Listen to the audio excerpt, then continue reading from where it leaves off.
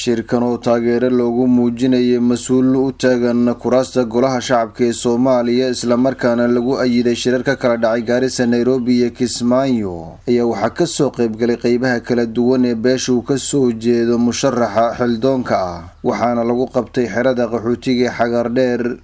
walaalkeena Khalid Sheekh Maxamed ama Khalid Cabdullaahi Sheekh wax loo yaqaano ninkaas ayaan rabnaa inaan u muujino taageerada aan taageersanahay haddaan nahay bulshada ku dhaqan ee xaryaha dhaadhaab.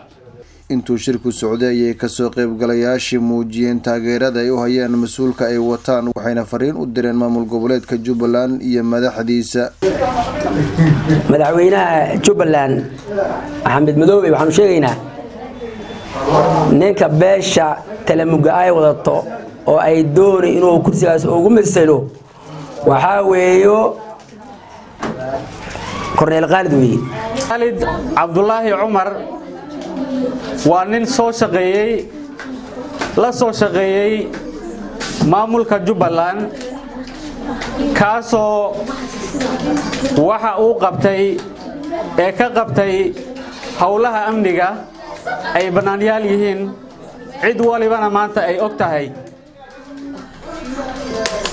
waa nin aan ku aamini karno masiirka dadka iyo shacabka Jubbaland iyo Soomaali weyn. waxaan codsanaynaa Axmed Maxamed Islaam ballanqaadkii aad sameysay inaad fuliso adigana boqolkiiba waad mahadsan tahay. sidoo kale waxaa goobta lagu soo bandhigay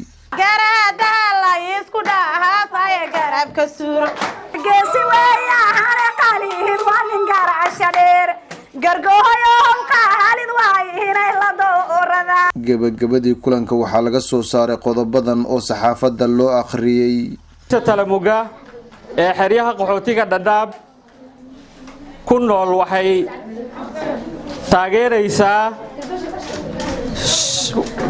taageeraysaa taageeradii loo muujiyay Korneel Khalid shirarkii isdaba joogay ee ka dhacay caasimadda Nairobi, Gaarisa iyo Kismaayo.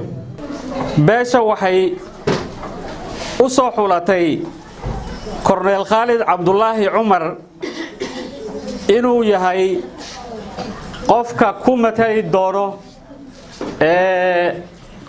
kursiga xildhibaan ee dawladda dhexe ee federaalka Soomaaliya degmada Badhaadhe. mudane madaxweyne maalintaad hoggaanka qabatay iyo maanta yay beesha talamuga taageero ku muujiyeen hiil iyo garab intaba micnaha ay ku muujiyeen. waxaan fariin kuugu soo direynaa in aad taageerto musharaxnimada Korneel Khalid Cabdullaahi. Maxamed Baaruud Xuseen, warbaahinta Star, xerada qaxootiga Xagardheer.